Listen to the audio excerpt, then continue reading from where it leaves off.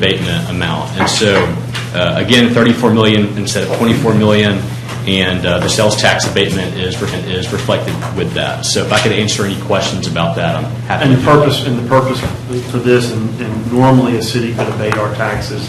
Yeah. This is a 9G abatement, correct, which requires the commission to do it yes, separately. Yeah, a 9G abatement requires each jurisdiction to approve the tax abatement separately.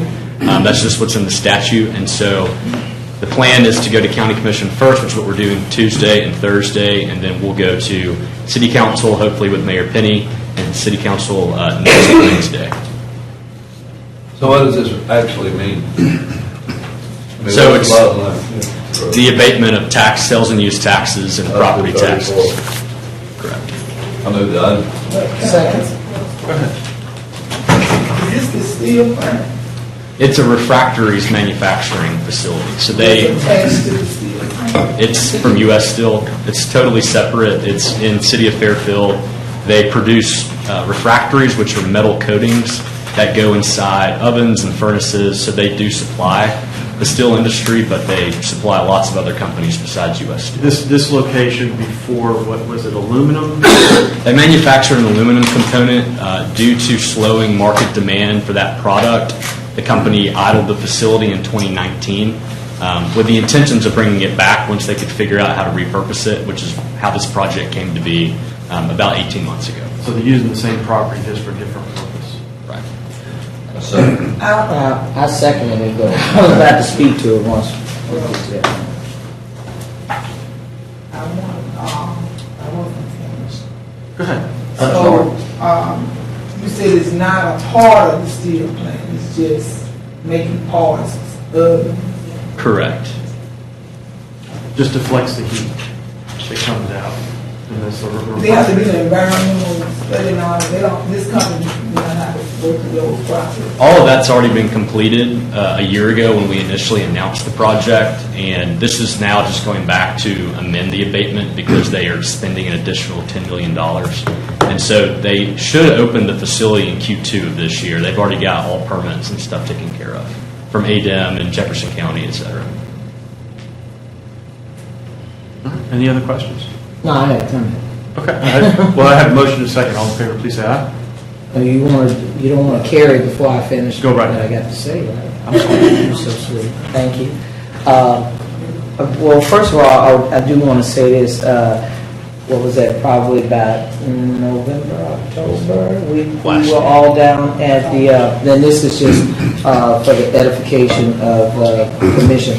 That we were all at the city council meeting BVA representatives, as you had the other young lady with me, and the mayor and the council. As a matter of fact, I think that there wasn't that like a public hearing, Mayor? Yes.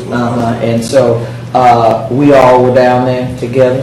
I want to thank you for the work, because I knew that the environmental concerns were some of the things that were brought up in the meeting. And what I am probably most elated about as it relates to this project is that the sensitivity of recognizing that the community wanted to have input, they wanted to have a voice, wanted to make sure that there was no additional things being in terms of air pollution, because I knew that was one of the things. I know that Mayor Penny and the council has been very fervent about trying to bring economic development. I mean, obviously, the city as a whole just can't survive off of U.S. Steel. That's a great component, but there has to be additions. And while Mayor Penny is here, I do want to say, in the interest of the city of Fairfield, every grant opportunity that they can take advantage of with the county, economic development opportunities, such as what's happening over there at Western Hills Mall.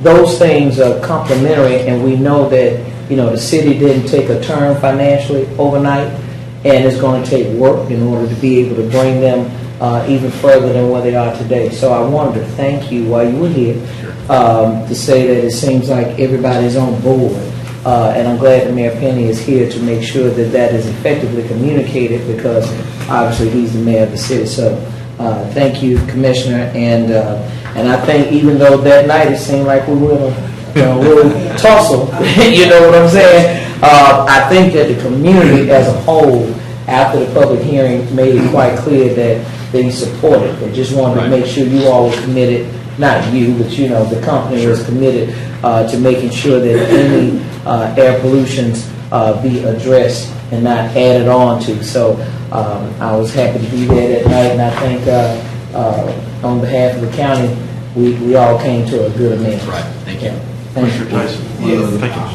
I wanted to ask you, this, is it in Fairfield or in unincorporated? It's in the city of Fairfield. Okay, because I know the steel plant itself is in unincorporated. Correct. Right. Yeah. Yes, sir. One question too, the 24 million was equivalent to 50 jobs, now that they've gone to 34, the job increase? No increase in jobs, still the 50 with the average wage of over 61,000 per year. Any other questions? No? All right, have a motion and a second. All in favor, please say aye. Aye. Thank you very much. Thank you. Mayor, also, I'm going to echo what the Commissioner was saying. Mayor Penny has been the guy that has led the city and the council, and, you know, even though they're in the middle of bankruptcy, I think Fairfield has a bright future. And I appreciate your leadership and how you're leading the community and continue to do so. Thank you. I also want to thank the commissions for their assistance. We hope that this project will get a jump started. We hope that we get some positive business from it. People see the grand opening there. And on a side note, I want to thank Commissioner Skills for helping us to repair MLK down the relief, take care of that flooding. We appreciate that grant, so that's taken care of. Just want to let you know that. Thank you all. Good. Thank you. When is this scheduled to actually open? Pardon? When is it scheduled In to actually? February. I think the grand opening will be in February. Okay, We have really done pretty good. We invite you all out. Congratulations. Thank you all. Thank you. All right, information technology, we have CareSoft OKTA Identity Management Security. Move. Second. All in favor, please say aye. Aye. All right, and I have three Move grants. items 1 through 3. Do I have a motion, do I have a second? I have a second, I have a request for 1 and 2 to join in. Which one? 3. That's where we put the funding into the Alabama Public. Oh, that's right, TV, yeah. Where we all agreed to put in some funds. so that What they is could- that allocations? Because then I'm going to be making an ask too. 2,000 each, it was a $10,000 grant, Between 3, 4, and between 5. 3, 4, and It 5. goes back to Helen's, which was in support of the Right. Super Six. Right. Advertising that was done with Alabama Public TV. Oh. It tells Is that already been done? It has. Oh, yeah. You want to answer So we it? pay- Paying for it in arrears? Grandkids on TV. Well, it came out of Helen's budget. So we need to put it And back? We're Is that putting what it we're back, doing? we're putting it back out of discretion. Okay, and what is it, 2,000? 2000. Okay, I'll join. Okay. All right.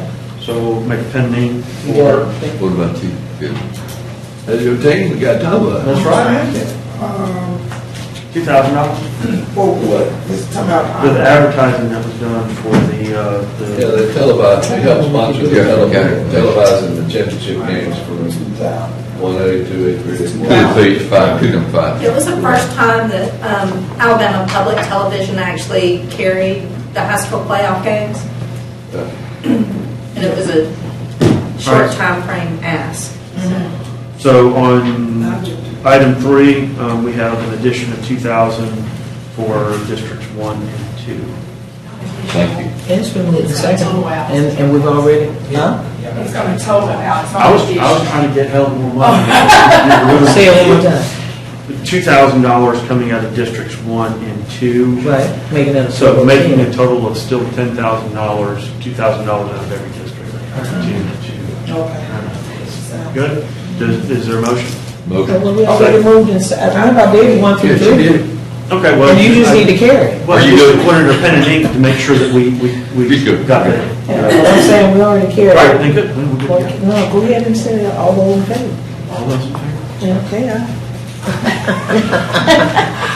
Well, then I just won't be done. You're fine. You get it. Finish, sorry. I'm done. Let's go back to number 1 and go through that. Okay. You okay? Yeah, I am, thank you. We have a report, and I know that, Cal, you got to add about human resources on here. I don't see it on here, but, no, I'm talking about at the top. I guess you're doing it in the bottom. So Public Works, Community Services, and Intergovernmental Relations Committee. We have no items for Board of Equalizations. We have one item for Environmental Services. And do you want to speak to it, or is David, you want to speak to it? Anyone have any questions as it relates to item number 1? It's an amendment for sewer utility billing solution. Anyone have any questions? What is that? Yeah, how much of our billing is that? What percentage? It's about 50% that we bill directly, and so what the amendment does is we've been implementing this for the last, I guess, year and a half, 2 years. We're adding a couple of other services that we think will add some customer benefit. That's the IVR, the voice recognition menu, and the other is a module that will check the bills with the U.S. Postal Service to make sure bills go where they're supposed to, and it also lowers the mailing cost too. So they're primarily just efficiency and customer features that we think we need to add to this implementation. So the total cost of this, once this is added, is 2.3 million? Yeah, Or so, it's roughly in that range. for 50% of the billing. Yeah. No. Okay. Okay. Why would you need voice recognition, something like that? I mean, most electronic systems that you call, you can say, pay my bill or talk to an operator, it'll give you menu options so you don't have to press 1 or press 2 or press 3. People can say what they're doing and it recognizes that, and then it directs them to where they need to go so they can get their questions answered. In my experience, most sort of large systems do this kind of thing. And is this, okay, so that's over 5 years.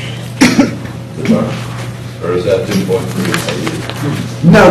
This was a one-time One-time cost. cost. So, our existing billing system is from the 1990s. So, we're upgrading this, we're updating this and redoing it. And this new system will be out there for a long time. So, But this overall cost includes like regular upgrades to the systems.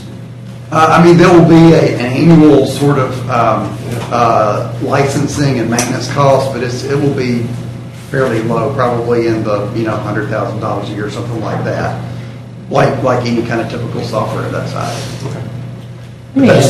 Yeah. Go ahead, I'm sorry. I was just going to say, this is a robust system that's made to handle all the county's customers or the 15% of users, so it's kind of being built for whichever scenario we're in. And, they use it. So I only have one question, if you don't have any, have all the other questions been asked? All right. Trying to say this in a way, but I think you can gather what I'm saying, Cal. Is this also a part of that system that's going to help us with billing in terms of what we control? Yes, ma'am. We know that we're in negotiations with another entity, but is this a part of that billing system that we're talking about as well? Sure. That could- You know what I'm talking about, right? Okay. I just wanted to make sure that this right here is going to pay for that. Second? Oh, excuse me, go Sure, ahead. it's yours. No, that's okay. So you go Second. ahead and second. It's been moved and properly seconded. All those in favor will be known by saying aye. All right. All right, so we have several, in fact, we have 6 human resource items. We have the safety first, which is dealing with behavioral systems. The second is employment background investigations. Items 3 through 6 is dealing with employment. So we have Melinda Parker, the Director of Finance, Wesley Scott, Director of Revenue, Darren Lanier, Deputy County Manager, and for number 6, we have Sri Kara, and that's Chief Information Officer. Do we have any questions as relates to that? If not, I'm ready for us to entertain a I motion. have a question, but I'll move the items for the question. All right. The person, on item 2, quality counts, employment background, is the personnel board not to do background checks?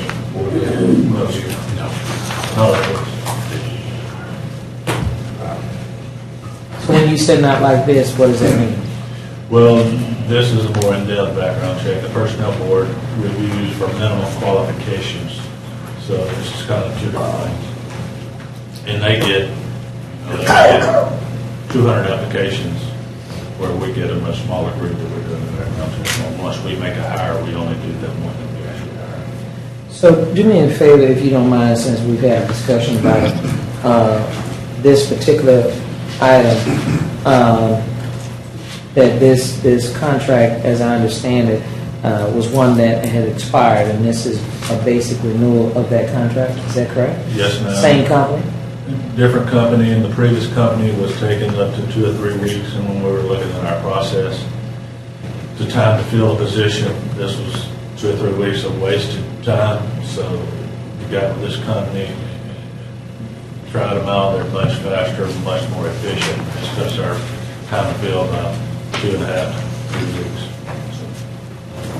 Any other information that you want to share with No, us? and just primarily, we have safety-sensitive positions, truck drivers, all those kind of things. We have to do a check on their CDL license, that type of thing.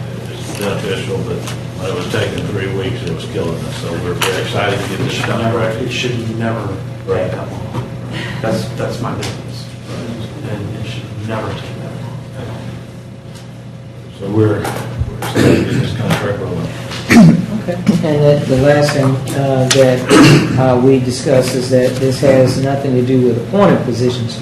More or less, this is the county employees in general that are under your purview. Is that correct? Correct. It has nothing to do with the commission, their staffs. It's only the merit system, employees under appointing authority that we have to employ and make sure they don't have anything they're carrying with them that would affect their safety-sensitive duties that they have to fulfill for the county. Has been moved and properly seconded. All those in favor, let it be known by saying aye. All right. I'm glad we went that. So for the personnel board, all One and two. right, it has been moved and properly seconded. All those in favor, let it be known by saying aye. All right, we have for other business under District 1, we have a total of 12 items. All are related to community grants for schools in the district. Okay, it's been moved. Can I get a second? We got some infrastructure. I'm sorry. Instead of a community grant. Oh, excuse me. You got Excuse both. me. No, excuse me. Yes, sir. I do. I have one community and the other is infrastructure. And thank you. So now that you have corrected me, and we got a first and second. All those in favor, let it be known by saying aye for infrastructure and community grants. Thank you. Thank you. I appreciate it. You made all that noise and got quiet. All right. I think that. All right. Thank you, Mr. President. That's all we have at this point. Mr. Cox. Good morning, happy New Year. Good morning.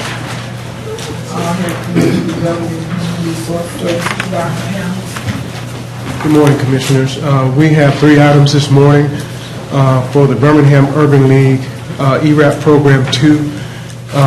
We're required to have all the funds for this particular grant obligated by December the 29th, and we were given to partners until the 20th to expend the funds, and we want to extend that out to March 10, just in case in our review we determined that there's some more eligible items that can be expended, and so we're just extending that out until March the 10th, 2024, and give us time to close that project out, which will occur on March the 30th. I'll do 1, 2, 3. Before we carry the vote, Dr. Hamilton, I do have an ask, and I think it's only fair to the body if we do this, as relates to with Urban League. Yes, ma'am. If we can have a report to be brought before the commission. Absolutely. I know one of the things that we've talked about is you know, making sure that constituents are being served. Yes, sir. And I know I've had to call you about, you know, Yes, ma'am. a couple of them. But I think that at this point, being that we've been very supportive of making sure that those funds are getting to the general public. Yes, ma'am. I think it's about time now that we have Sure. them to come, if it's possible, if we can have them at the next meeting, committee meeting. Yes, ma'am. So that they can let us know how many constituents that we've already serviced. Yes, ma'am. And then how many that we project based upon the money that we just recently allocated, how many people that we expect to do and where. I think that'd be, you know, that's a reasonable ask. Yes, ma'am. First and second, all in favor, say aye. Aye. And we have something from the District Attorney, D.A. Washington. Do we have anyone on the line? I move. I'll second. The first and second, all in favor, say aye. Aye. Okay, we have family court, James Taylor. Are you on the line? That's the electronic monitoring program. I'll go ahead and move that too. Second. That's the first and second, all in favor, say aye. Aye. They have two community grants. Move items 1 and 2. First and second, all in favor, say aye. Aye. And hold on, wait a minute, Madam Chair. I want to make sure, Justin brought this to my attention, on the Vulcan Park Foundation grant, is noted on here, but I thought that he said that we needed to do as in Justin. Yeah, so that's why I wanted to bring it up, because I wanted to make sure that it's included in this overall total. We talked about it, and I see it on here, but I think, isn't it something, the agreement, it's the agreement that needed that additional $25,000. It's $175. I get it, but what I'm saying is that he said that the agreement needed to be changed because it's been changed already. Everything is already in process, it's already been done. Okay. I want to thank everyone for giving to the Vulcan Park. I know Commissioner Ammons took leadership in Birmingham with one of the directors. Darlene. Darlene. And thank you for helping me. Yes, ma'am. Yeah, we had done a grant to them last year for right at 25 too, so this is in addition to that, so. And you might want to share, Commissioner, what the project is about, so. It's several things that they're doing up there at the park. If you go up there now, you can see the change of the landscaping of the balconies and where they have actually paved and put steps down and actually added a parking lot to their part. And also they have extended the grass, you know, kind of laid the grass out going down the hill. It's very beautiful view. And they also have a summer series of jazz concerts and movies in the park there. And also they have a youth leadership camp during the summer where they bring the children, the young people up there and educate them on different issues in the history of Birmingham. I'm very impressed. Well, this helped prepare that base to. Yeah, the pedal school and the foot. The pedal school and have Vulcan talking on. That'd be too much to put them back up. they already did it, bottom part. They did that. I Let wouldn't me go ask there. this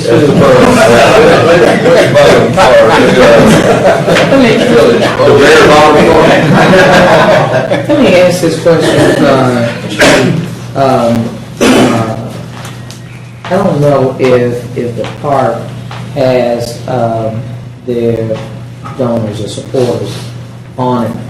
I think it would be a great ask to ask Darlene if the county's logo could be on there. I think that the county at this point probably have done a sizable amount to help with the project. I think it'd be good, especially since we celebrated bicentennial for the county at Vulcan. See if we can have, Commissioner, if we can have the county's logo up there in support of what we've done previously and currently. Okay, I would ask her that, maybe we can do it for the 4th of July. Let's put it at the figure. Yes, put the doors on the skirt. We might have to put it on. So items, items 1 and 2 under other business has been carried. And vote on. Thank you so much. And my report.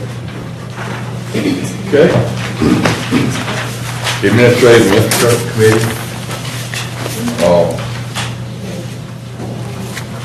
Morning, Commissioners. Good morning. That's the beginning of the county attorney, is it, for whatever reason?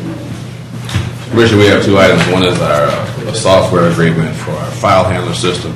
It's a software system for our claims management process to process our claims.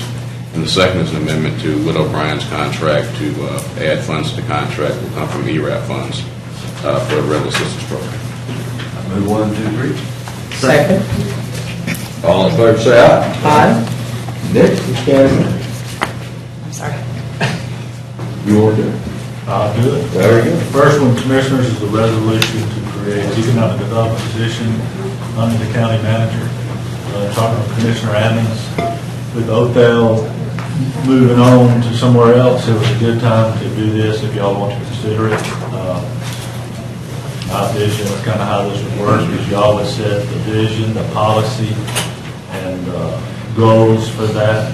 Then we would simply strategize how to best meet your goals and create organized, efficient methods for meeting the goals and reporting back to you. So, It allows for consistency between commissions. If we're no longer here, then there's somebody that stays here, and that items that come back to the county that need job incentive, something like that, there's somebody here that can consistently do that.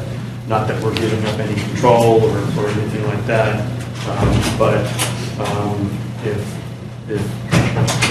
we vote to do this, then the manager's office has that person, and I don't hire a chief of staff. Otherwise, I need to hire a chief of staff to help facilitate some of these. And it's a good opportunity. So hold on.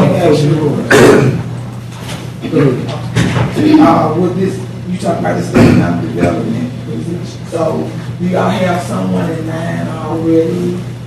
Is this set up for a particular person that y'all already know about?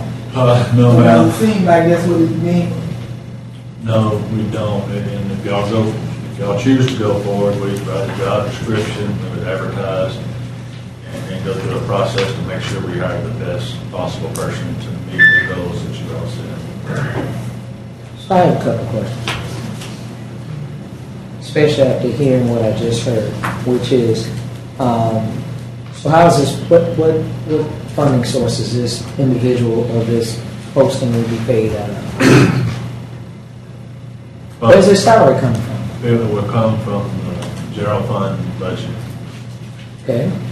And do you have an amount set, or is that something that you want to come back with us, to us about? That'd be something we can come back to you about. Okay, so, Probably in the 100 to 150 range is what I'll come with. okay, so I understand, based on what you said about institutional knowledge, I can appreciate that.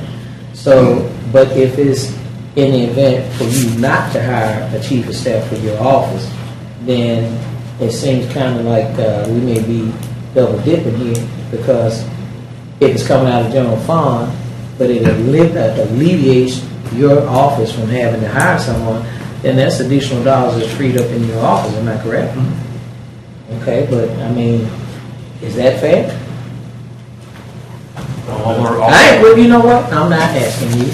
Commission, do y'all think that's fair? Because if that be the case, then, you know, we need to be entertaining some other commission officers the same way.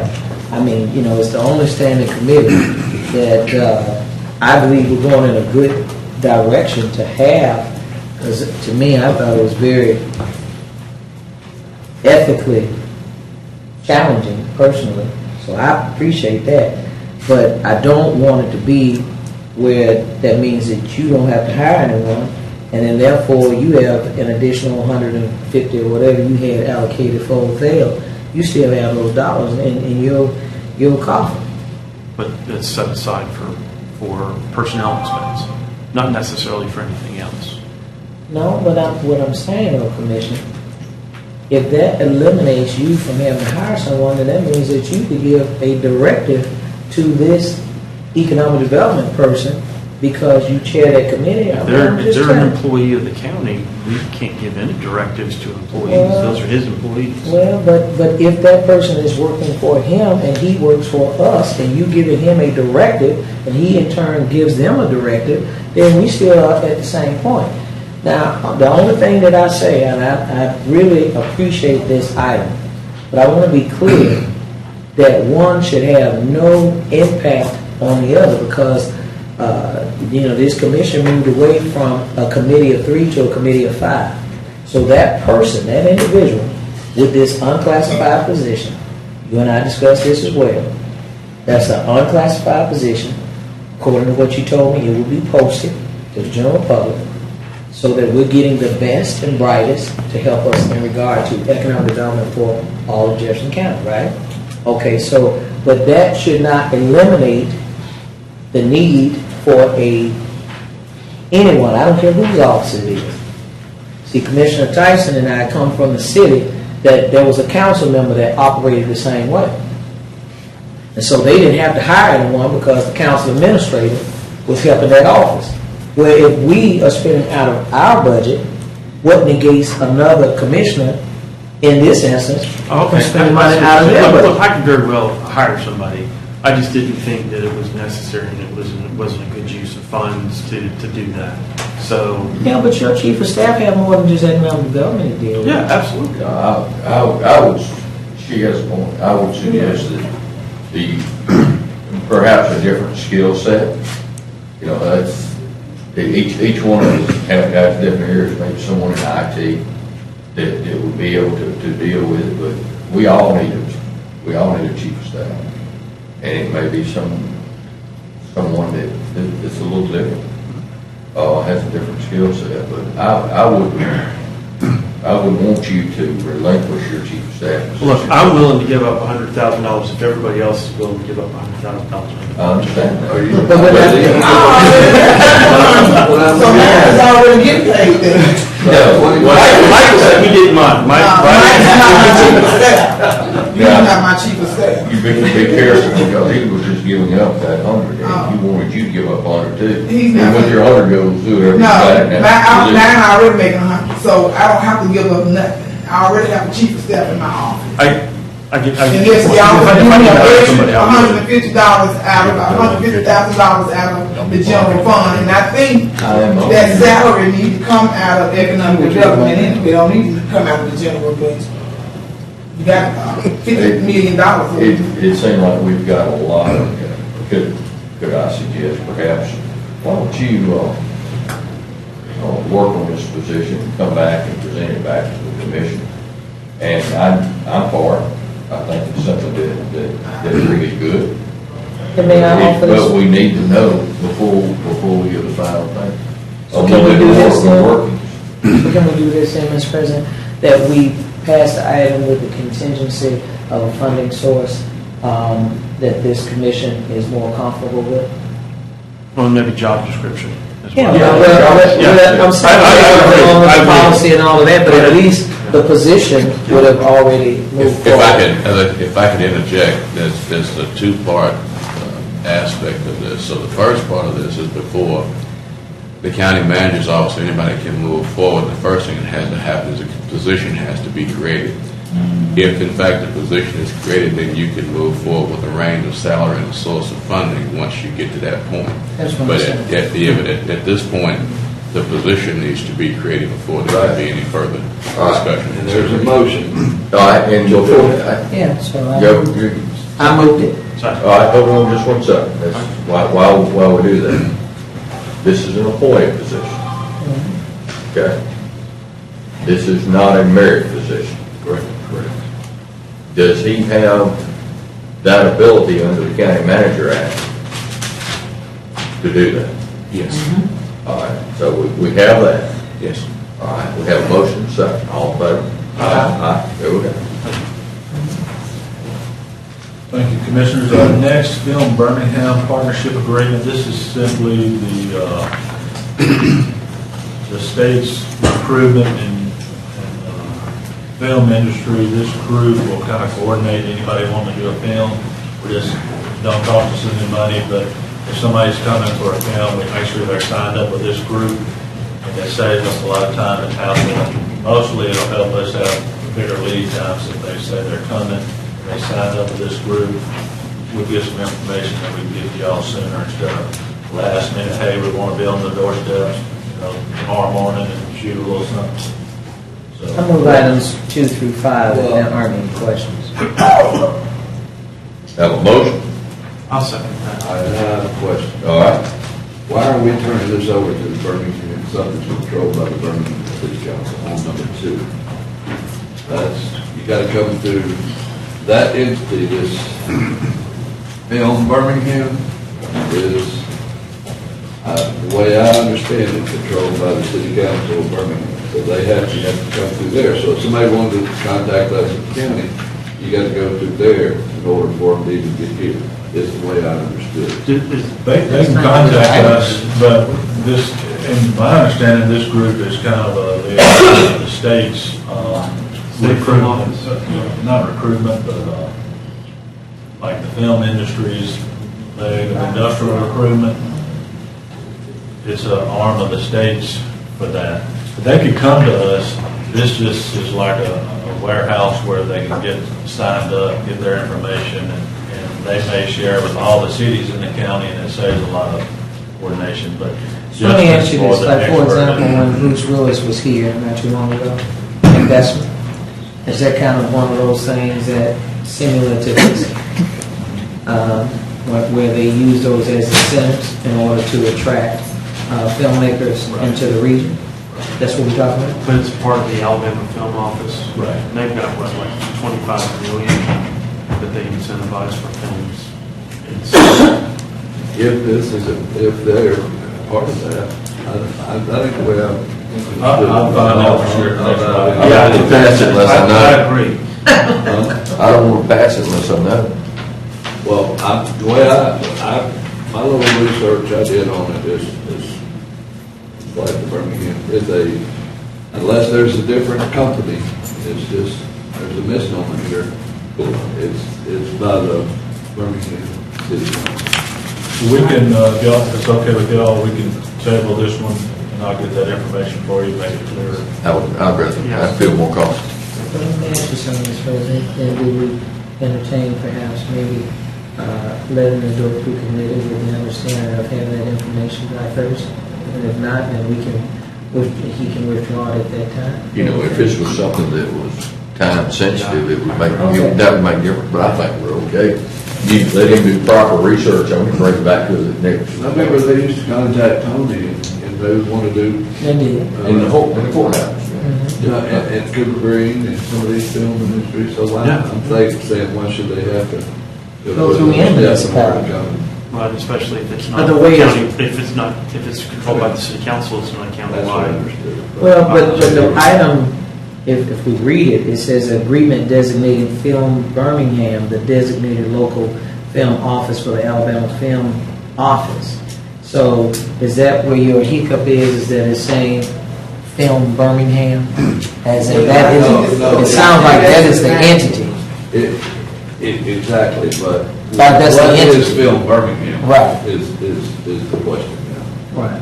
And who, I understand, and I'll get that And information. who controls it? Yeah, it would be better so The people on there, whatever it is. Okay, so, but now you've withdrawn item number 2, so then move items 3, 4, and 5 if there aren't any One. questions. No. Yeah, one's already been done, 3, Yes, 4, so and 3, 5. 4, and 5. Uh-huh. I have a motion for 3, 4, and 5. All in favor? Aye. All right, thank you. And I want to thank Chris Willis getting us that deal on the, radios. We're using the Royal Gang Station. Those things are expensive, and this is a good discount price.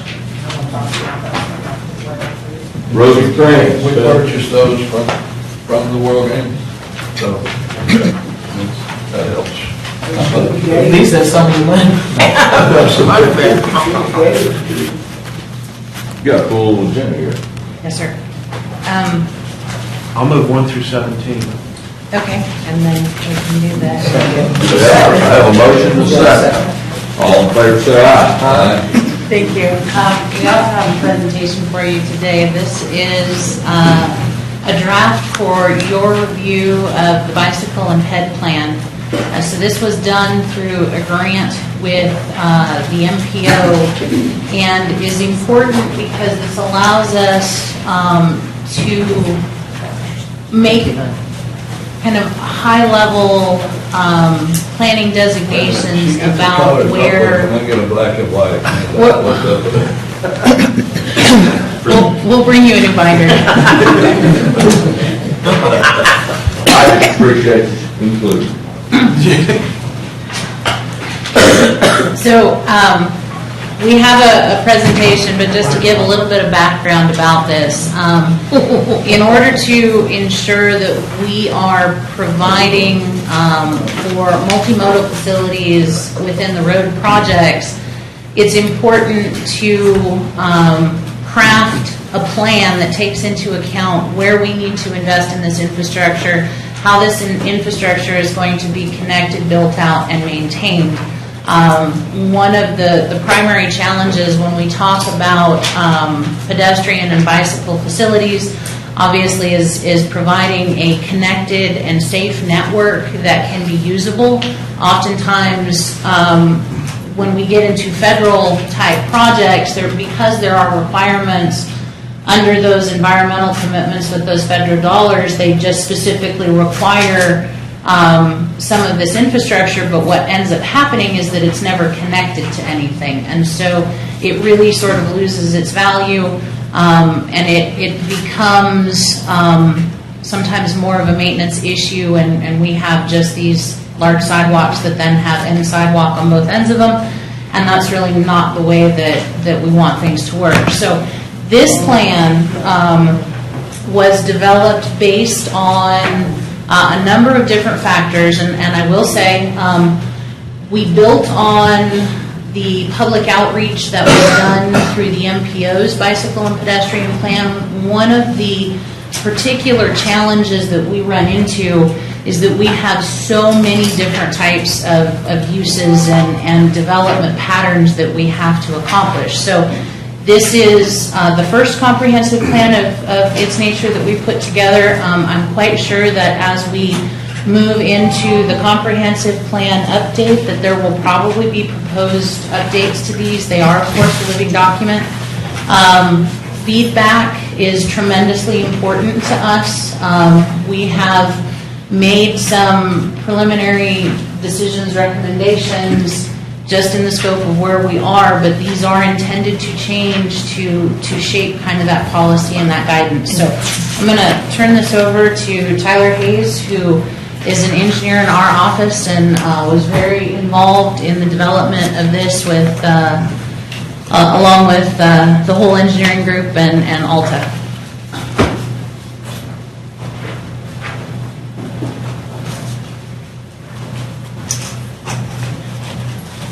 Hi everybody, I'm Tyler Hayes. I was the project manager for Roads and Trans over this project. Alta, like she said, Alta was the consultant we used to develop this plan. And you've got some slides we're going to go through here.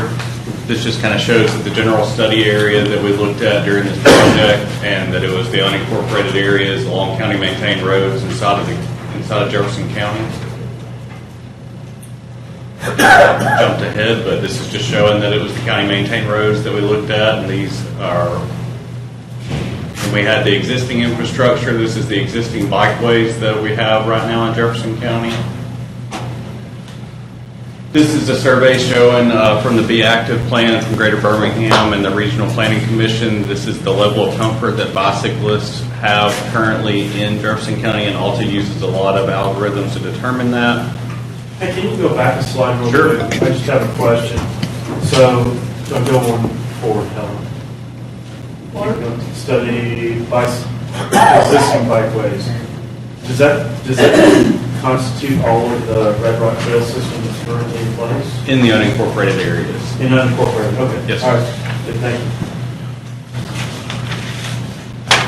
They use an equity analysis to kind of determine that there are areas of the county where walking and bicycle and pedestrian travel is not just a choice, it's a necessity to get childcare, work, groceries, and that kind of thing. So they used an equity analysis to kind of determine where the walkability scores need to be improved in these areas.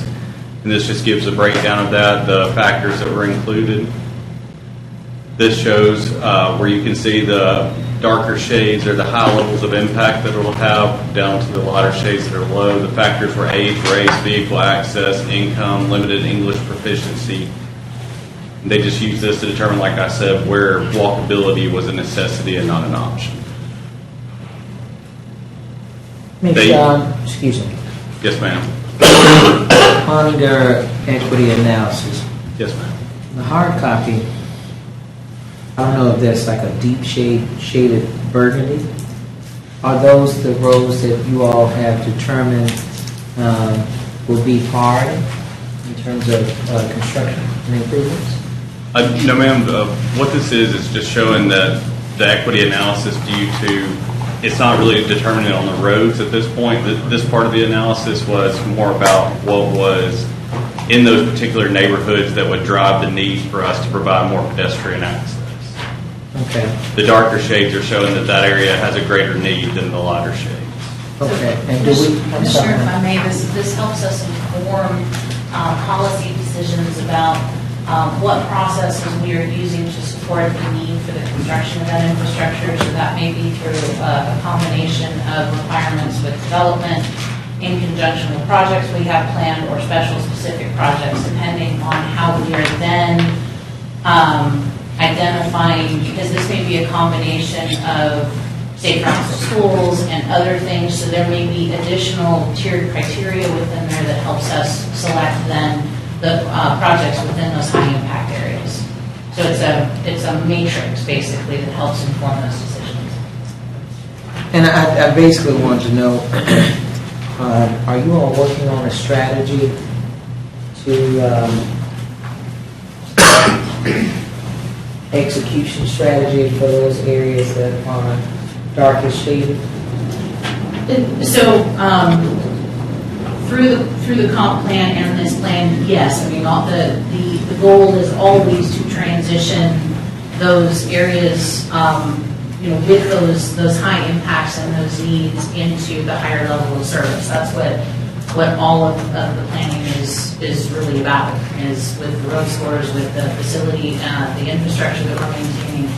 Our goal is ultimately to establish that level of service countywide based on the specific needs. Our challenge becomes that there's such a diversity of challenges, and so the more information we have, the more tools we have in that toolbox, the better and quicker we can move that. Thank you. This is the demand analysis that takes into account everything that we've talked about to this point. It's just showing some areas. The points on the map are showing areas of greater need. What is the greater need areas? At this point, it was the greater needs areas are the ones that do not currently have safe pedestrian and bicycle facilities, that the level of comfort of the bicyclists and the need for walkability in these areas outweigh those of others. Go back one. And it coincides with the darker shades on this Forward. map. Yeah. Are they?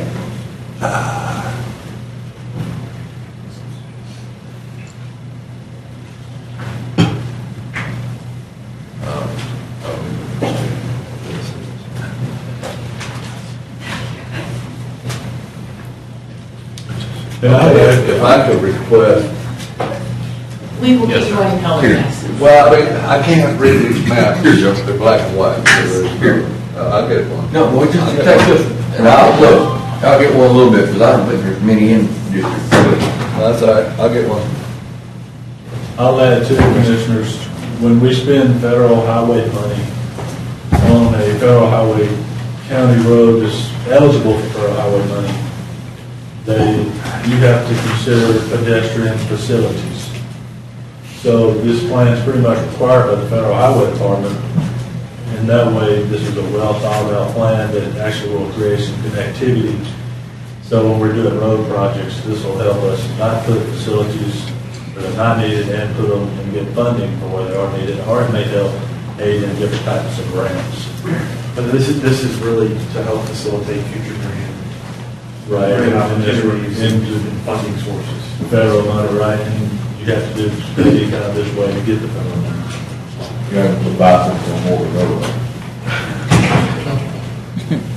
One of the considerations of the plan is the appropriateness of the facility and how safe we can make it. And one of the challenges that we often run into because of those requirements with federal dollars when you don't have a plan of this nature is that they will require those facilities adjacent to those high-intensity roadway facilities, which is, from a safety perspective and from an engineering perspective, not that preferred, right? It's dangerous. And anytime that you have an issue with a vehicle versus pedestrian or bicycle, it's statistically not going to end well. So the preference and the approach that we have taken is to provide focus on separated, safer, multi-use, connected facilities that are more appropriate from just a use and a safety perspective, but because we are going through the planning effort, we also then have a document that we can use with FHWA that says we don't have to specifically do that in this location where it's less preferred and appropriate. We have the ability to put it over here in the better location as a more safe facility with connectivity. So for example, let's say you're going to get money to resurface Martin Luther King Drive. They say, well, we got to have a sidewalk. And to get the right of way, it costs a tremendous amount of money and it almost kills the money. Well, we've got a thought out plan that says we could create some connectivity over here or over there, away from the road at a much cheaper price. They see it's been thought out and they say, okay, excellent. I don't know if that makes sense, but it's hard to Basically, put. instead of a just outright declination, you're coming up with a plan that will already, for lack of better words, that would intake any other counter. I mean, it's kind of like you can say no, but we've got another plan for you to consider. Exactly. And that plan is comprehensive in nature, so it allows us to still have a counter as opposed to an absolute no. Exactly. Okay. And if you think about Jefferson County and the topography, the steep hills, try to put a road, you got a steep hill, if you got to go out another 20 feet into that hill or into all these businesses to buy right away to put us safe is extremely costly. So they can walk their bike up the hill. Right. So it's a great plan, and it's really going to help us with roads.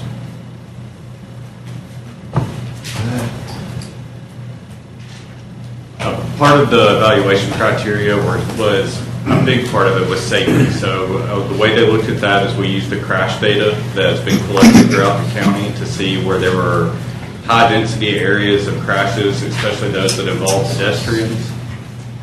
Make sure that we try to avoid those areas while still maintaining the connectivity that we're after. This just kind of goes into explaining a little bit further what we talked about, vehicle speed as a factor in safety. Like Heather said, you do not want to put these facilities next to a road with high volume, high speed traffic.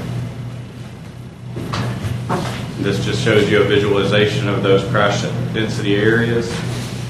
I apologize for the black and white copies, you probably can't tell. We had public involvement is a huge part of this development of this plan. Public engagement efforts to date, we had surveys with 600 responses. We had some online interactive mapping tools.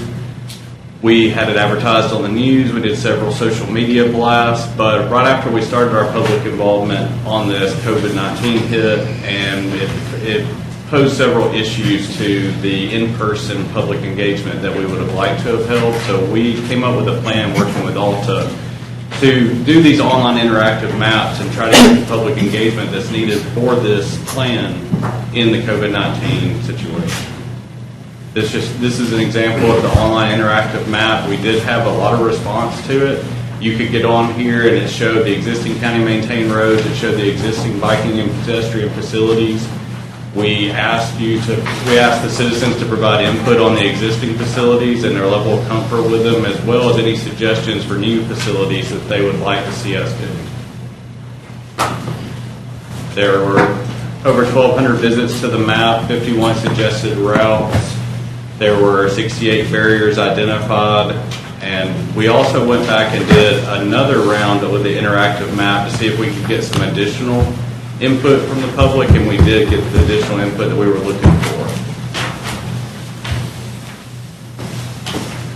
So this just shows where our focus areas were on the prioritization of these projects. It was the pedestrian network, the on-street bikeways, and then the side path and greenway network that we're looking for. And this gives you a little better description of what that is.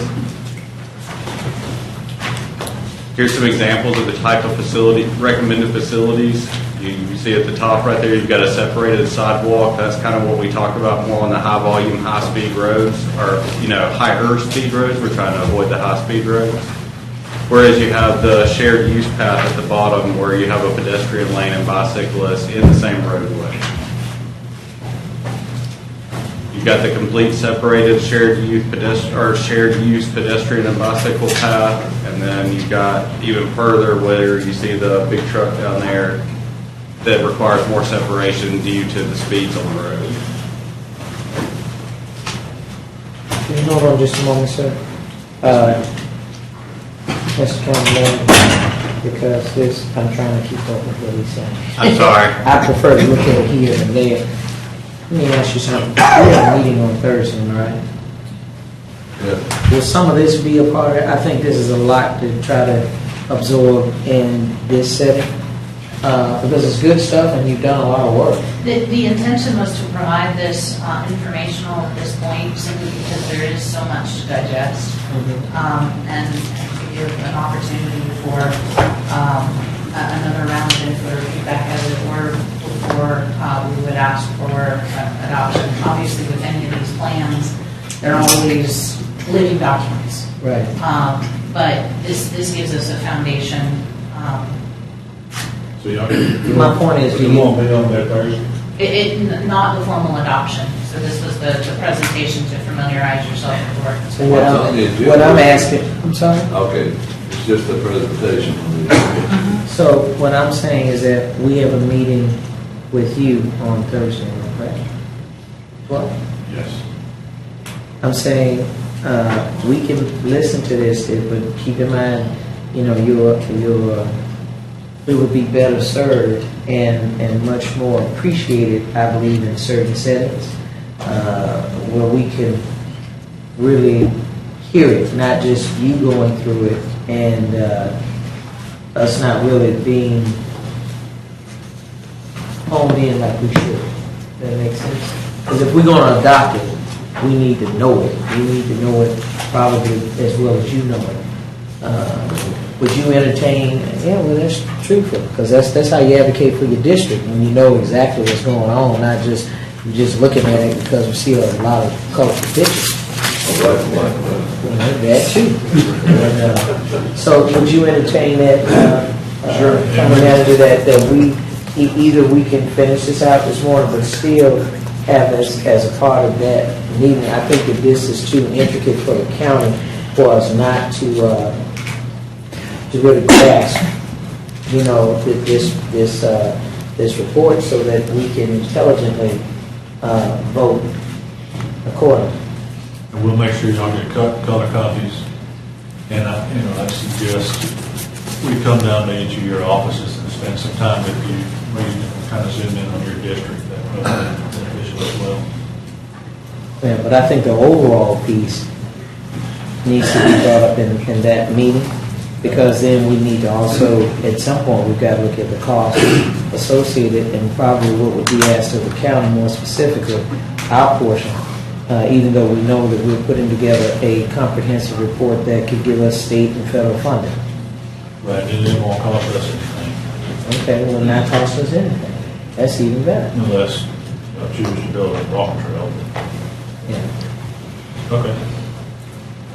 So, it's up to the body, and you can either continue on, or we can really break this down. 5 more minutes, let them go ahead and report.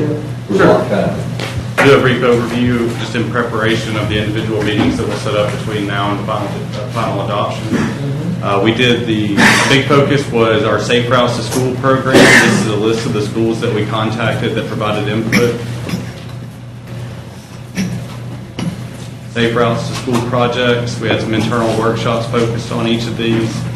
We focused on sidewalk and crossing improvements. This is the proposed PED and Greenway network. It's got the urban commercial areas, signalized intersections needing pedestrian facilities, and natural areas for the greenways.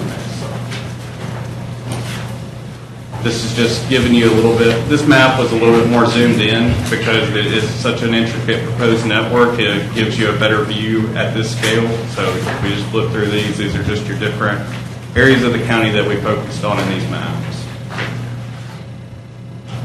This is the proposed bike and greenway network. This is your overview. The factors that were considered was a vision for the network, a project.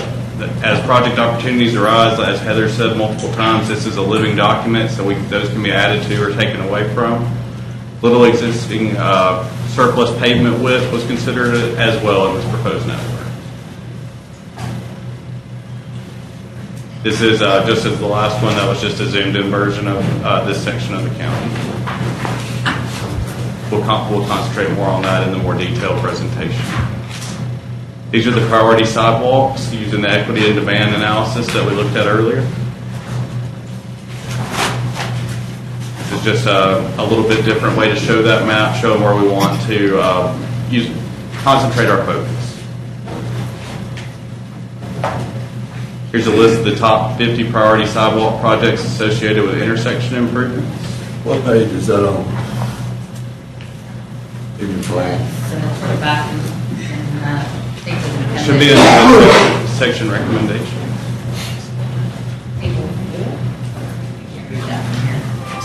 Table 4.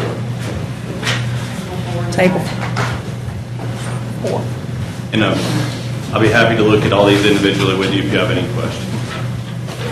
And we did make some effort to try to marry those up with a combination of other projects. When we're in the vicinity, we're leveraging that efficiency under this approach, which kind of allows us to do double duty. So it allows us to prioritize that need for specific projects, and then also to leverage with existing planned projects in other areas that may not be specifically driven by that need, but may have an accident history or may have a road issue that we're also working in the area about. And so we're combining those two things, which is always the benefit of the high-level planning.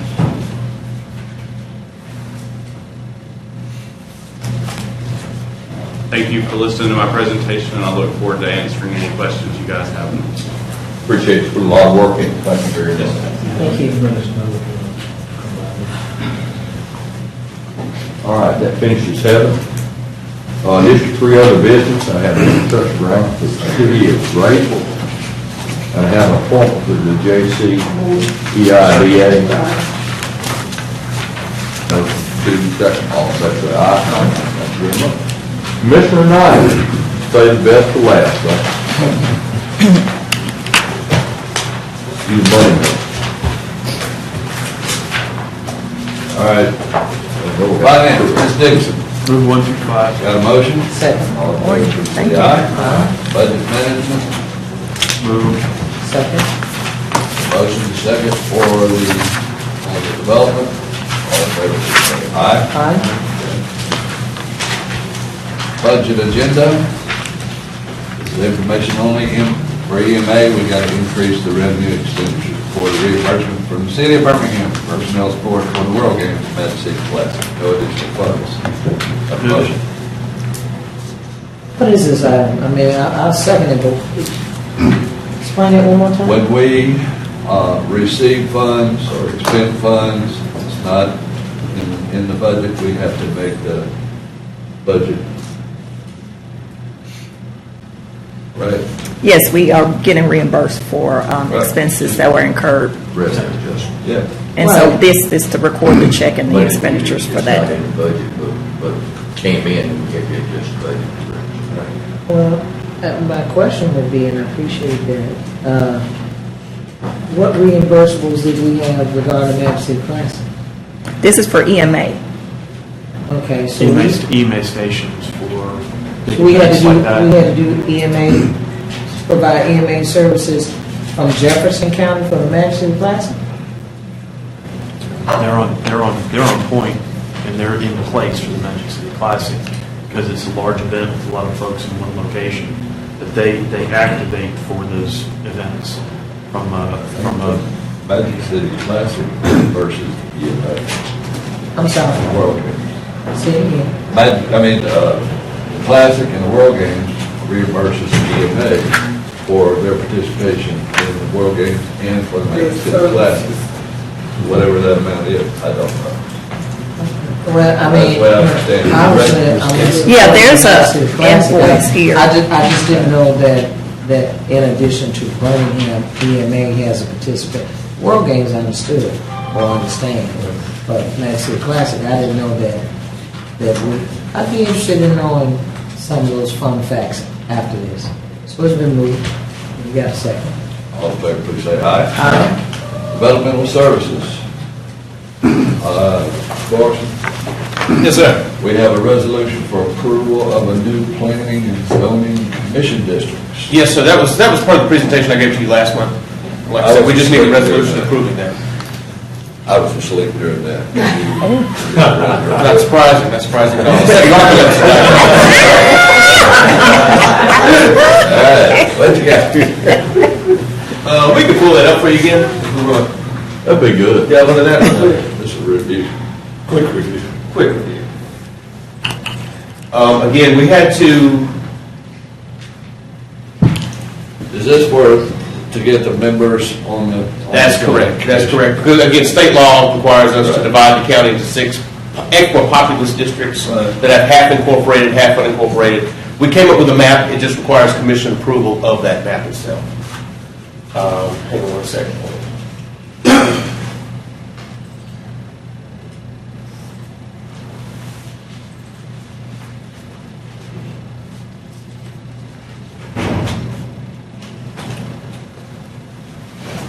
And this goes into how we came up with the districts themselves, showing it and delineating where the unincorporated areas are. And as you can see, your commission districts aren't going to align with that because, again, District 3, District 4, and District 1 now have the bulk of the unincorporated population. Districts 2, virtually none, and District 5 has very little.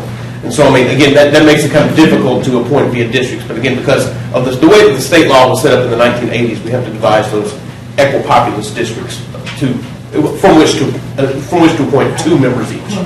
Can you restate what you just said? I didn't hear it from the beginning. Right, again, because, again, it makes it difficult to appoint members to the Planning and Zoning Commission because we have to do our districts different than the way that you all do your districts as far as the commission goes. So I can't align our districts with y'all's districts just simply because of the imbalance between incorporated and unincorporated population between all the districts.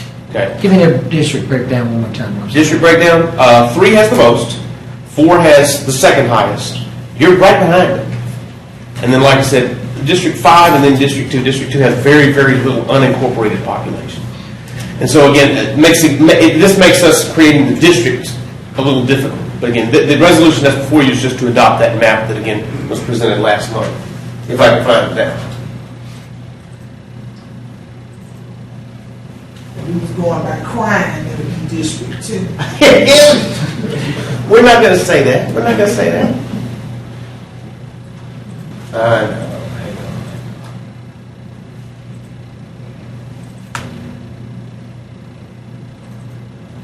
The number of people that we have on the zoning board are represented by the number of potential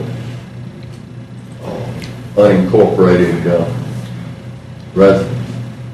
Is that how that works? That is correct. Each district that we have created here is So I have 4, 8, parts of 3, and correct. Well, another one, what is that? 1. Is that 1? And this gives you an idea of how the districts, and forgive me, this is the best I could come up with, is how to demonstrate the difference between your commission districts and what we have to do to appoint members to the Planning and Zoning Commission. The color code indicates the different districts that we've devised and we came up with as best we could using census data. And the black outlines are the different, are you guys' commission districts themselves. And like I said, all this is just to be in accordance with state law as far as the guidelines to appoint our board members. Can you go back to just, Yeah. the zoning without all the, yeah. Okay. Again, like I said, that was kind of the best we could come up with, just because we have so many unincorporated pockets that are out there that hold certain population designations. But what we did here was we tried to group communities together for call. We've got Grayson Valley, we've got Forestdale, and they're all located within one central district, so that we can strategically pinpoint somebody from our more populated areas as well, where there is a lot of development going on and or redevelopment going on. Well, you give all my district to Steve. Again, again, this is all just based on where the unincorporated population is. I move adoption of the map. Second. Any questions? Everybody said. All right. 2023 Development Services Public Hearing. What is that? This is just setting the dates for the zoning hearings. This is based on the calendar that you all adopted. It also has the dates of the Board of Zoning Adjustment hearings, which are always the fourth Monday of the month unless there is a holiday, as well as the Planning and Zoning Commission, which is every second Thursday, excuse me. All right. Y'all want to go through these or just move them to the agenda? He just moved second. He moved it, I seconded it. Okay, all in favor, please say aye. All right, now, the zoning, you want to go through these individually or just move them to the agenda? Well, I will tell you that before we move items 4 and 7 that are in Forestdale, All right, let's do it this way. C 220049. why don't you approve all others except those two? You want to do that? You want to move all others to the agenda since I have a question regarding those two? Which ones were your questions? 4 and 7 that are in Forestdale. And actually, if you allow me the courtesy of the ask, we may can move all of them to the All agenda. right, what's your ask? All right, so on number 4, it seems as though, if I'm hearing you, Mr. Morrison, or I'm reading this correctly, they want to take 2 properties that are already there and take it from commercial to residential. That's correct. It's a compliance issue. These two are former residences that were zoned for commercial in the early 1980s, and since then they've converted back to residential. And so this is just to bring those properties into compliance. Okay, but I definitely want to make sure that because there was an issue concerning the developer that was trying to do some things out there, and I knew it was a different name, but I just wanted to make sure I'm not entering into that again, Yes, ma'am. All right, we got, unintelligently. So if that be the case, then 4 can be moved to the agenda. Number 7 is about the split zoning. Yes, ma'am. And so obviously this person has a daycare and they want to take it from single family to commercial. Is that what we're doing? Yes, ma'am. And if you look at the zoning map, this demonstrates the situation. We have this one property that has these 2 zoning classifications on it. And so this would allow for the entirety of the property to be used for commercial purposes. And again, it brings the entire property under one zoning classification, which is something policy-wise that we strive for.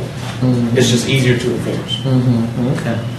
But yes, ma'am. And on that one, both of these, Planning and Zoning Commission recommend approval. On this particular case, staff is also recommending a condition for directional lighting, just because you do have a residential property immediately. So when you said residential lighting, who's supposed to be responsible? I mean, is it Well, just site lighting. If there's any sort of outdoor site lighting, for that lighting to be directed downward and not just a broad open light that could. Who provides the lighting? It would be private. It would be on the private property. Okay. Yes, ma'am. all right. If they were to have any lighting. Oh, okay. This is just an added protection for the residents. Okay, but then if that be the case, have you been out there? Yes, ma'am. Okay. Does it appear as though it needs lighting? Probably In that not. area? Probably not the back, but again, that's up to them as to how they're going to develop the property itself. And this is just an added safeguard in the event that there is any lighting on that portion. Yeah, I was just wondering why Alabama Power wasn't involved in that, especially if it's for public safety of the community.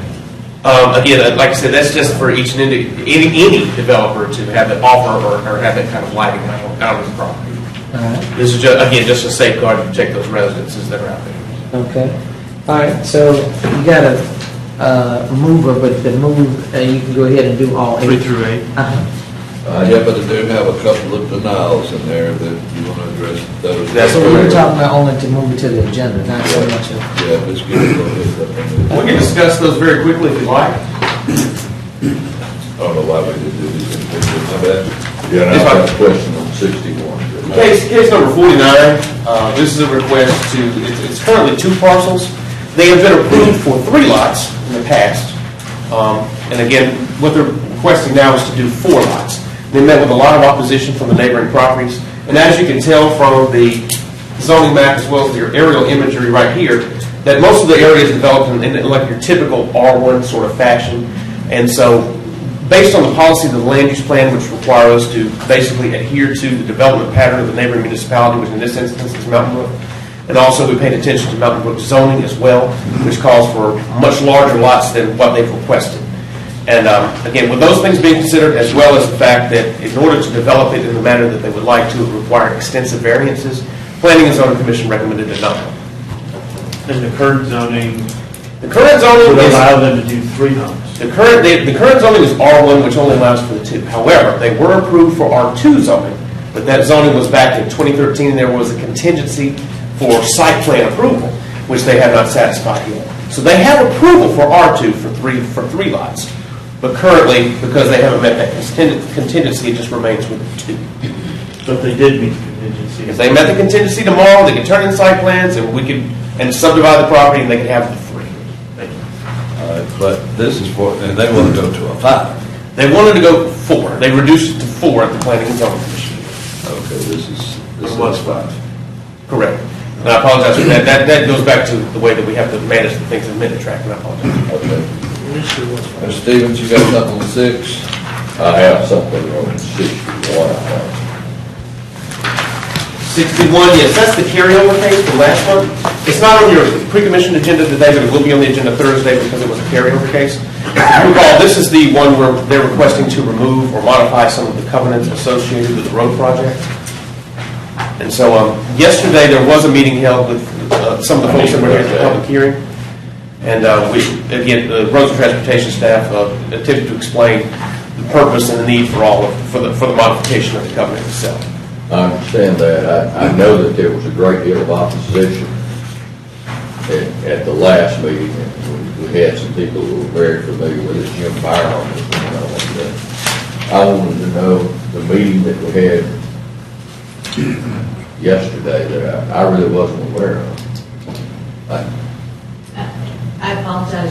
You can apologize, but that's my district, and I really do need to be aware of it when you have the public involved down in roads and transportation, or something that's very vital to that end of the county and for our economic development and for the coexistence of the existing community.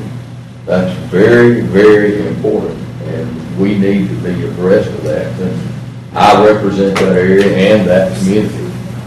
So with that being said, please update. We shared the projects that are ongoing in development in that area. We had 6 attend the meeting. The majority of the comments really relate not to the buffering requirements specifically, more just to a desire to not experience the growth and land use change that has already been previously approved with the industrial park. Really there's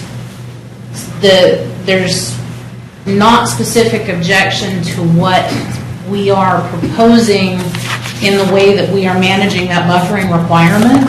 It's just an issue really with the development in totality, which we were needing to do something with that road irrespective of any of that ongoing development. I think there is in general agreement that appropriate buffering that works with the drainage, provides that screening, is not something that they object to. They just really don't like the development. And I met with all of them that were at the commission meeting, right at the commission meeting. I believe with Mr. Byram and several other citizens' main concern was the buffering. And we explained that there would be a standard requirement for the buffering, such as evergreen type trees and underbrush. We're very happy with that. And we tried to call him back several times. Then the mayor of the city of Lakeview, which is in Tuscaloosa, really wants a grocery store and all this stuff that has nothing to do with the buffering. So there's a lot of complaints that are getting mixed in with what the city wants versus what we're trying to do with the road and the industry. And correct me if I'm wrong, this is just for that situation where we're having to take down, not do the bank. Right. You had a covenant that required an earthen bank. Right. When you look at putting an earthen bank on all the parallels of the road, it just doesn't allow for drainage, it just doesn't work. And they actually seem to prefer, kind of a standardized, nice looking vegetation. They just wanted to be assured it wasn't just going to be some lolly pines and we go away. So we'll have a standard planning and then requirements for it to be maintained, and I think they were happy with that. So, Mr. County Manager, I actually detail what you're saying. In this setting, it's good to get information. As a representative of a district, it's always good if you can bring them back to their representative along with whatever that is being said, so that it doesn't appear as though we just totally out the loop. You know what I mean? I think because I remember that taking place. Are you speaking of after the commission meeting, maybe 2 commission meetings ago or something like that, or maybe the last one? And then when you all went outside to talk and then come back. But it's always good when you represent a district. We get here by votes. You get here by appointment. They get here subsequently, personnel board, however they come about. But nevertheless, your constituents always need to know that you are aware, because when they approach you about, hey, did you know this, that, and the third, it doesn't make you feel good inwardly when you don't know the facts for yourself. And then we have to come to a meeting setting like this in order to find out. Am I making sense? Sure. Yeah, and so I think that can be accomplished if we all just, when we are having these conversations, to just make it a point, even if it's by phone, so that we can be involved in the discussion. Absolutely. That's not, I'm just telling you, I know that that's kind of above your pay grade, but, we're still in the governmental arena. And so it helps us when you all have these meetings to make sure that we're there either physically or by phone, some kind of way that we know, so that we are accountable to the folks who put us here. Absolutely. I'm going to agree with what probably transpired. I know I spoke with Jim Byron at the last meeting, who is very familiar with this project and what's going on. There's others that were probably involved that were not. And when you have self-interest as a dominant motive that drives our society, and these people were looking at their self-interest, they didn't want change. But perhaps we can talk with them and understand that change is coming. It's inevitable. There's too much down and there's too much money involved, and what we're trying to do now is to create an orderly change, one that will coexist with the residents of the community and be better than what it was. And that's my job, is to try to put the constituents and the county's roads and trans together to find a comprehensive, cohesive plan that everyone says, well, I'm not real happy with it, but I can live with it. Then that's my job, and just give me an opportunity to do my job. That's bottom line. And that goes for all five. All right, 3 through 8. number Is it a motion? 5. It was if he was done. I didn't know if he was done. Number 5, another denial about, was there any opposition to that other than from the land? Yes, and that's in your packet. We did receive a letter of opposition from, I think it's a civic league up in that area. Village Springs Civic League. And that's included in your packet. All right. 3 through 8. Do I have a motion to move to the agenda? So moved. Well, he's already moved. Well, move So then I'll second. You moved it, I'll second. Please say aye. Aye. EMA has a couple of items. All in favor, please say aye. General Services, Ms. Hill, Ms. Trish. General. Good morning.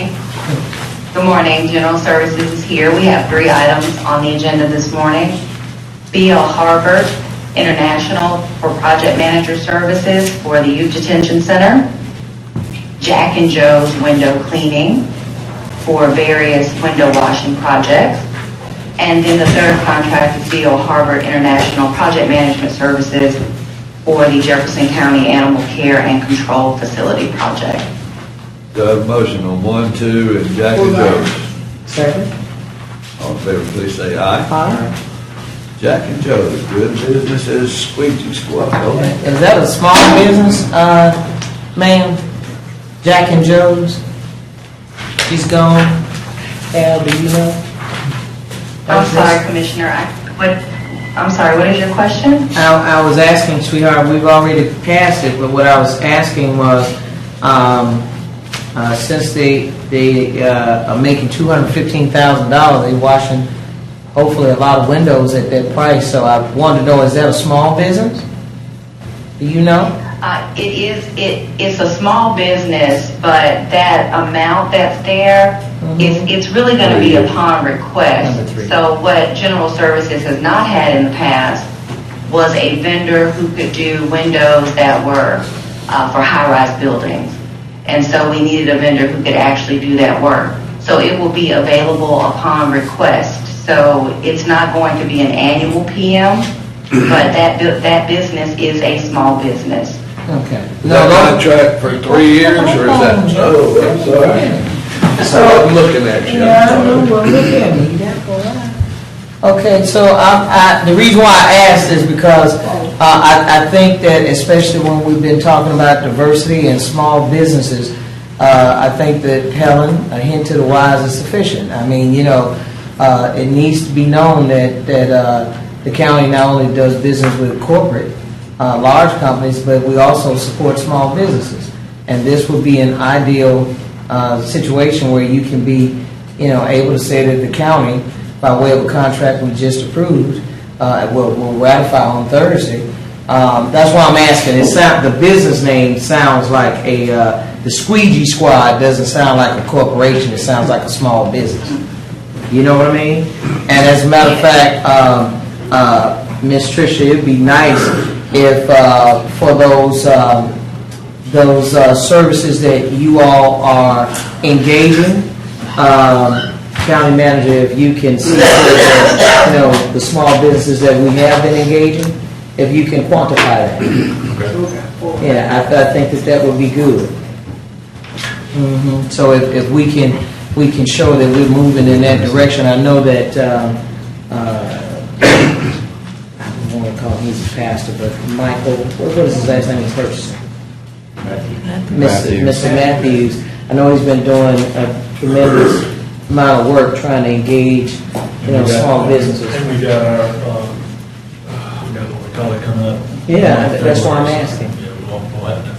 Yeah, because you don't want to just be having meetings to have them. You want to have some results to come behind the meeting. That's the reason why I'm asking. The small businesses, if you can get whatever department to quantify what that looks like, including this, that would be great. Right. That's all. Thank you, Ms. Tricia. Okay, thank you. Those are passed. I have Move items 1 through 5, including, 5 includes your appointment. Have a motion and a second. All in favor, please say aye. Aye. And I apologize for losing complete control of my committee today.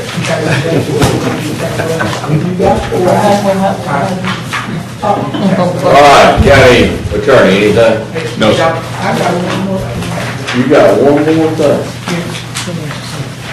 What items new business? Or just, Really upon request for discussion. Okay. Want me gear for radios for youth detention, she need 8 radios. They have no backup batteries, they have coming in. go ahead, you need 8 radios, Doc, who we talking? She only have 8. She needs more radios. 18. 18 altogether. Because they can't hear her, but she can hear them on the radio. Derek, did I know we discussed that. Yes, sir, I have with Chris, and he sent another invoice of a similar radio. We're going to be sure that it works in youth detention, like the Motorola that she's talking about. And we're still vetting that right now.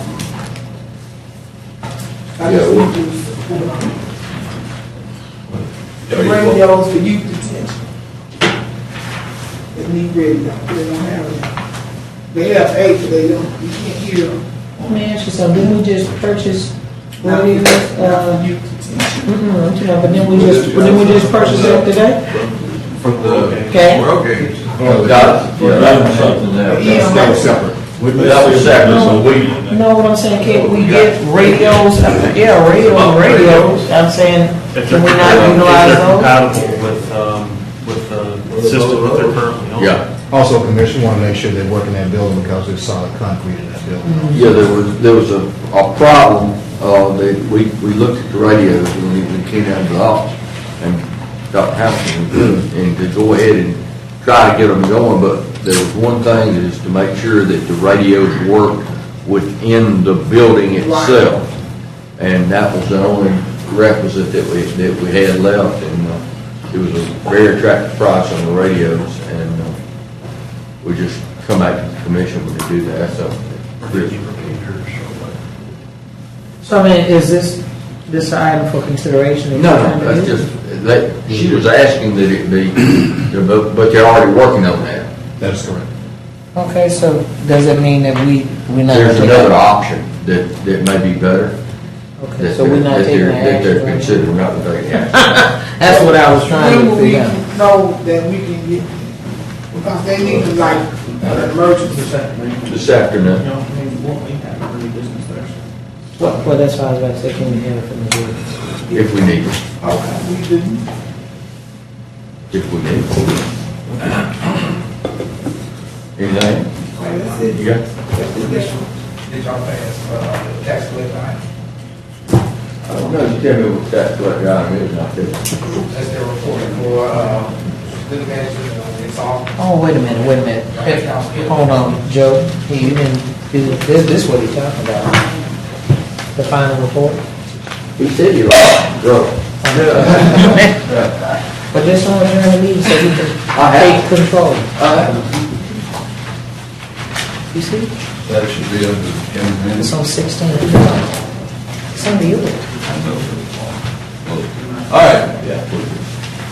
Tax collector, final report of 2821 for litigation and insolvents. Move that. A motion and a second. All in favor, please say aye. Those you see that nail biter football game last night, this had to all I switched over to CBS and watched the CSI. Switched over to that. It was pretty good. Kind of anticlimactic, but kind of like this. Kind of anticlimactic at the end, yes. Okay. I know y'all are tired. We're trying to build a culture of continuous improvement. We're trying to bring y'all some. We slid down that slope this morning. And I want to show y'all some improvements they've made on the building inspection side. It'll take about 2 minutes. And then Darren's got to read you another story. So.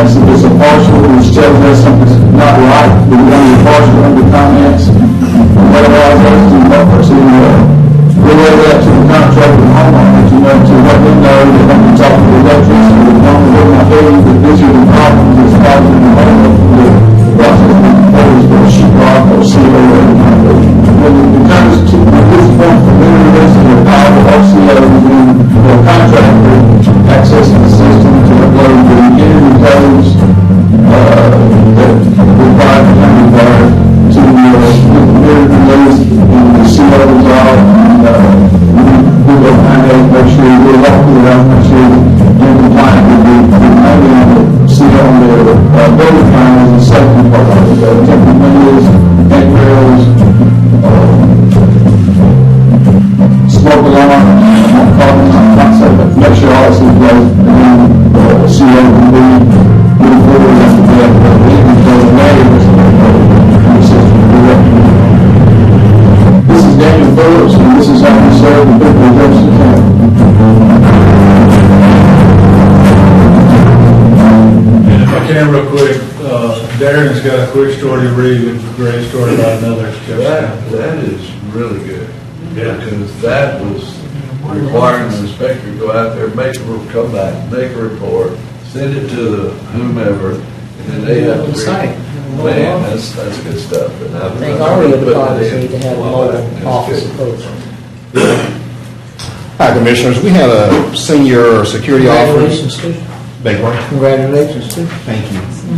Well, we have had a senior security officer, Suzette Witt, that was having lunch at the Bright Star on December the 22nd. And while she was there, she went into heroic actions to save a man's life, a B.J. Parker.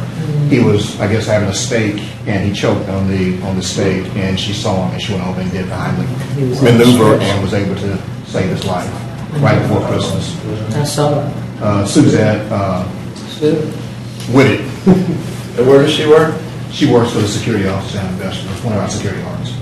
Well, we should have I her was up hoping here. that we can do a proclamation at one of the commission meetings. Let's have her up here Thursday. That's a great idea. And Jimmy's favorite eatery. Black Star. And the last thing I got, Commissioners, we got a tremendous amount of work coming up this year. A tremendous amount of work's been done by a lot of folks. Morgan Road construction is coming, almost getting done. Morgan Road extension at Lake Shore. We're buying right away on North Chalkford Road. The Grass Mill Road project in Irondale is coming along great. Old Tuscaloosa, we talked about it in Industrial Park, it's brought a lot of jobs. And a lot of folks have done a lot of work last year to kind of get these projects teed up, from planning and zoning, finance, to everybody, and I'm really excited to get those underway, and hopefully, the dog pound's coming, youth detention. We call It's it gonna be a busy animal year. intake facility. Animal care facility, I apologize, that's right. So some great projects coming up, thank you all for investing in us. What about the board? I do one too. That's right. We call it the final resting place. One other thing before we leave today.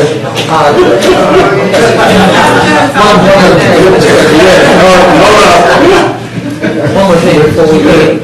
Thank you. Before we leave today, the mayor of Fairfield wanted to bring it to, which I knew about it, but to the body's attention as relates to Aaron Aronoff, county manager. I mentioned it to you before, as relates to they're having public safety issue there. They have no lights down on that stretch of the road, and it has caused a few fatalities, my understanding, and they need the county's assistance in that regard. So just wanted to make sure that I had that for the record today. Okay. Make a list of those, because I have something I did too. Because don't those cameras that get you a ticket, give you a ticket work on. They take a flag. Not in Fairfield. Midfield, yes, but not Fairfield. Midfield give you a ticket, so be careful. So that light should be working perfectly. Yeah. And then we need all departments to be on standby, and high alert. Angela's pushing hard to get the audit done quickly and on time, as you all know, for the refinance and all those documents we need. So that is taking a lot of time as well. Refunding will come about. Commissioner Knight and I have been in several meetings. update the body as soon as we have something that is actionable. Right now, we don't appear that we're ready right yet. But we're in the process of getting ready. Getting ready, that's what we're doing, getting ready. So we can tell you that we're getting ready. We're fixing it. Wayne, you have anything to share? Nothing today. Like to say the word to you when Spencer. And anything else? For the, ground for the coop. Good brain, that's right. It's gonna be the state art. It was good, state of the art facility. And I want to say this. I know we gave you all a little bit of a hard time sometimes, but I want to thank you and your staff and all these people that's put in this hard work for some of this stuff. Because I think you got a good vision. I think you're trying to pursue that vision. I know it's a hard job. This isn't easy stuff to do because it's meticulous and it's time consuming. Sometimes it's a little bit. That's why I was saying that we needed to make sure that we had it in an understanding as well, because 99 pages, while it's a lot for us to absorb, I'm sure it took them a while to even put it together, and nothing is more disrespectful than for a person to ignore the sweat equity that went into doing it, you know? I'm sure Heather wouldn't like it. We're adjourned. Thank you. I got it. Congratulations. Thank you.